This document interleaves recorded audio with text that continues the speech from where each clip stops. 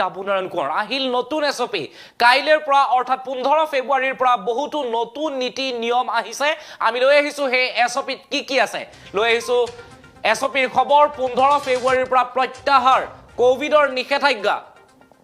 কাইলৈৰ পৰা অৰ্থাৎ 15 ফেব্ৰুৱাৰীৰ পৰা প্ৰত্যাহাৰ কৰা হৈছে কোভিডৰ নিষেধাজ্ঞা নাথাকে সান্ধ্য আইন দোকান পোহাৰ নিজ সময়মতে বন্ধ কৰিব পাৰিব বিক্ৰেতাই এতিয়াৰে পৰা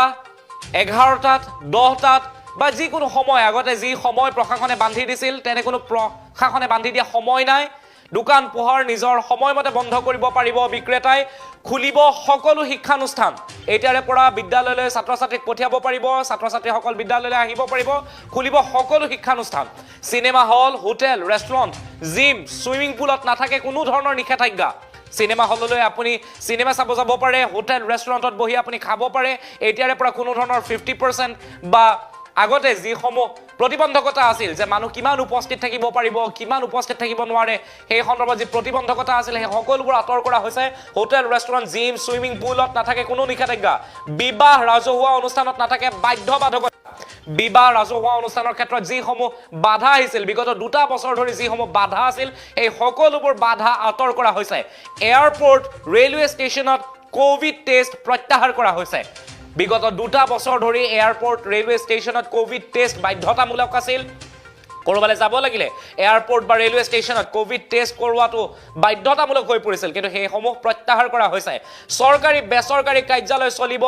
নিয়মিতভাৱে এতিয়াৰে পৰা চৰকাৰী বেচৰকাৰী কাৰ্যালয়সমূহ নিয়মিতভাৱে চলিব কিন্তু একেটা সময়ত বাধ্যতামূলক কৰা হৈছে মাস্ক আৰু ভ্যাকচিনৰ প্ৰমাণপত্ৰ আগৰ দৰে আপুনি ভ্যাকচিনৰ প্ৰমাণপত্ৰ দেখুৱাব লাগিব আগতে যেনেদৰে আপুনি ভ্যাকচিনৰ প্ৰমাণপত্ৰ দেখুৱাইছিল ঠিক তেনেদৰে ভ্যাকচিনৰ প্ৰমাণপত্ৰ আপুনি দেখুৱাব লাগিব লগতে মাস্ক পিন্ধাটো বাধ্যতামূলক আপুনি মাস্ক পৰিধান কৰি ৰাজহুৱা স্থানলৈ অহাটো বাধ্যতামূলক আমি জনাই আছো কোভিডৰ নতুন এছপি কাইলৈৰ পৰা অৰ্থাৎ 15 ফেব্ৰুৱাৰীৰ পৰা প্ৰত্যাহাৰ কৰা হৈছে কোভিডৰ নিষেধাজ্ঞাসমূহ নাথাকে কোনো ধৰণৰ সান্ধ্য আইন দোকান পোহাৰ নিজ সময়মতে বন্ধ কৰিব পাৰিব বিক্ৰেতাই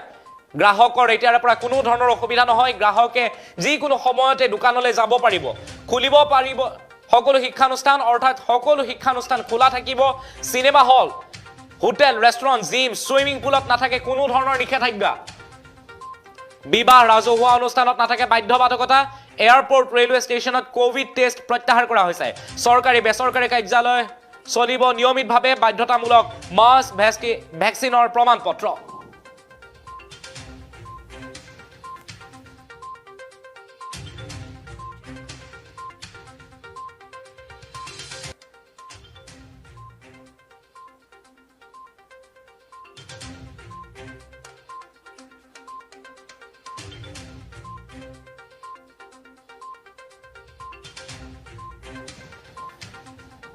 বিগত 2 বছৰ ধৰি ৰাইজৰ মাজত কোভিডৰ যি এছপিৰ বাবে বা কোভিডৰ যি নিষেধাজ্ঞাৰ বাবে বহু পৰিমাণে ক্ষতি হোৱা দেখিবলৈ পোৱা গৈছিল বিশেষকৈ বিক্ৰেতাসকলৰ বা দোকানীসকলৰ যথেষ্ট ক্ষতি হোৱা দেখিবলৈ পোৱা গৈছিল সেই সমূহৰ ওপৰত গুৰুত্ব প্ৰদান কৰিয়েই কিছুদিন পূৰ্বে মুখ্যমন্ত্ৰী ডক্টৰ হিমন্ত বিশ্ব শৰ্মাই এখন সংবাদমেলৰ আয়োজন কৰিছিল আৰু সংবাদমেলৰ জৰিয়তে মুখ্যমন্ত্ৰী ডক্টৰ হিমন্ত বিশ্ব শৰ্মাই উল্লেখ কৰিছিল যে বিক্ৰেতাসকলৰ ওপৰত গুৰুত্ব প্ৰদান কৰি বিশেষকৈ দোকানীসকলৰ ওপৰত গুৰুত্ব প্ৰদান কৰি বা সাধাৰণ জনতাৰ জীৱন আৰু জীৱিকাৰ ওপৰত গুৰুত্ব প্ৰদান কৰিয়েই প্ৰত্যাহাৰ কৰা হৈছে এই সমূহ নিষেধাজ্ঞা 15 ফেব্ৰুৱাৰীৰ পৰা প্ৰত্যাহাৰ কৰা হৈছে কোভিডৰ নিষেধাজ্ঞা নাথাকে সান্ধ্য আইন আগতে 6 বজাত তাৰ পিছত 9 বজাত 9:30 বজাত আৰু এতিয়া 10 বজাৰ পৰা যে সান্ধ্য আইনৰ ব্যৱস্থা আছে সেই সমূহ আঁতৰ হ'ব নাথাকে কোনো ধৰণৰ সান্ধ্য আইন দোকান পোহাৰ নিজ সময়মতে বন্ধ কৰিব পাৰিব বিক্ৰেতাই খুলিব সকলো শিক্ষানুষ্ঠান cinema hall hotel restaurant gym swimming pool একোতেই নাথাকে নিষেধাজ্ঞা বিবাহ ৰাজহুৱা অনুষ্ঠানত নাথাকে বাধ্যবাধকতা আজিৰ পৰা কিছুদিন আগলে বিবাহ ৰাজহুৱা অনুষ্ঠানত যথেষ্ট বাধ্যবাধকতা আছিল 50% লোক লৈ বা মাত্ৰ পৰিয়ালৰ লোকৰ সৈতেহে ৰাজহুৱা অনুষ্ঠান বিবাহ আদি পতা দেখিবলৈ পোৱা গৈছিল সেই সমূহৰ ক্ষেত্ৰত এতিয়াৰ পৰা কোনো ধৰণৰ বাধ্যবাধকতা নাথাকে এয়াৰপোৰ্ট ৰেলৱে ষ্টেচনত কোভিড টেষ্ট প্ৰত্যাহাৰ কৰা হৈছে চৰকাৰী বেচৰকাৰী কাৰ্যালয় চলিব নিয়মিতভাৱে আজি বা 2 বছৰ আগতে যেনেদৰে চলিছিল ঠিক তেনেদৰে চলিব বাধ্যতামূলক কৰা হৈছে কিন্তু মাস্ক আৰু ভ্যাকচিনৰ সাৰ্টিফিকেট আপোনাৰ হাতত যদি ভ্যাকচিনৰ সাৰ্টিফিকেট নাথাকে তেতিয়া হলে আপুনি অন্ততঃ হাসপাতালক বাদ দি অন্য ঠাইত প্ৰৱেশ কৰিব নোৱাৰিব আপুনি